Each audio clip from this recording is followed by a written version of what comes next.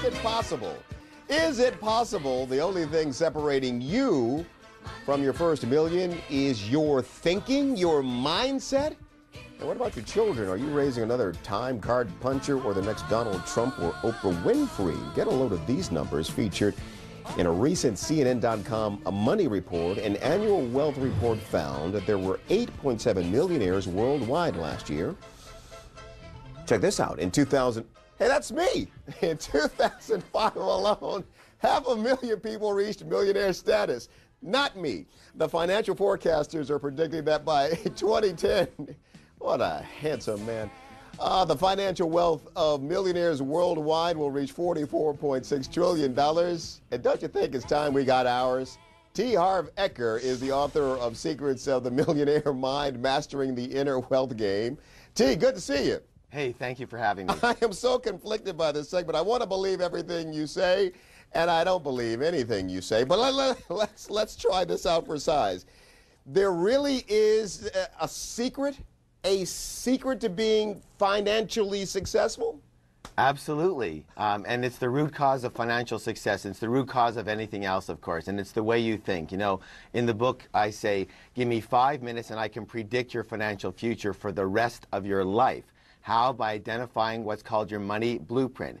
Each of us has a personal money blueprint already ingrained in our subconscious mind. And Tony, it is this blueprint more than anything else that will determine your financial life. So you can be the best at your job, the best at your business. You can know everything about stocks and bonds and real estate. But if your subconscious money blueprint isn't preset for a high level of success, you will never amass a large amount of money. And if by chance you do, you'll somehow manage to lose it. Can I give you an example? Yeah, give me an example. All right, we've all heard of the fellow with the big hair, great guy, Donald Trump. Yeah. Here's this multi-billionaire. He loses everything and more, and 2 years later, he's got it all back again and more. Why? His money blueprint is set for high. On the other side of the coin, we've all heard the stories of lottery winners, right? Yeah. They win 5, 10, 50, $100 million.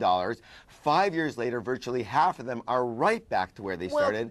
Why? Because their money blueprint is set for low. Well, T, are you essentially saying that our minds tend to get in the way of that we stand in the way of our own success? Well, you know, there's a formula for the results of your life, and it's very simple. Your thoughts lead to your feelings, which lead to your actions, which lead to your results. So your results are originated in the way you think. And most people, well, most of us, we were all taught how to do money. And most of us were taught by people who didn't either have a lot of money or they had a lot of emotional issues around it. Their ways of thinking and being and habits became our ways, and we just take them for granted as the way we do things now, and we just normally think in ways that, for most people, are a little bit unsupportive to success. All right, let me break this down. Sir, is it your belief that all of us watching you this morning can change our thinking and become wealthy?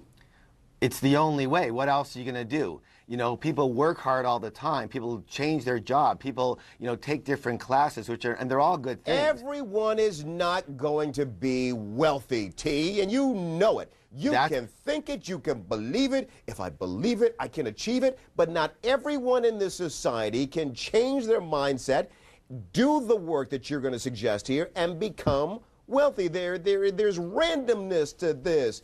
There is, well, what do you think? I think I agree. Not everyone's going to become wealthy because they don't think in terms of wealth. You know, they think in terms of old conditioned beliefs, non-supportive ways of thinking. Let me give you an example if that's okay. Most people, believe it or not, what they actually do is they actually resent rich people. What did we hear? Filthy rich. Rich people are greedy. And it's very simple, Tony. If you think that rich people are bad in any way, shape, or form, and you want to be a good person, then you can never be rich. How could you be something that you resent?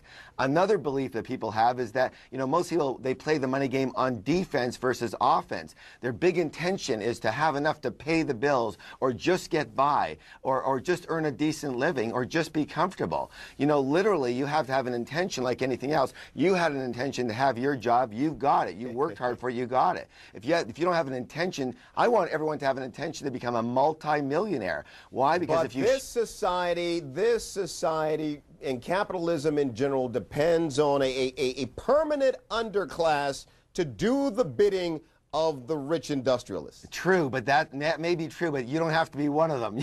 You can be on the opposite side of the fence. And let me just say this, why get rich? Well, one of the reasons, of course, is for yourself, but the other reason is that, you can't give what you don't got. There's a saying that says that. And literally, I believe this, that if you have the wherewithal to get rich, it is your duty to do so you can help other people who just do not have that wherewithal. The other saying is money is the root of all evil. Well, if you believe that, you're certainly not going to have any, are you?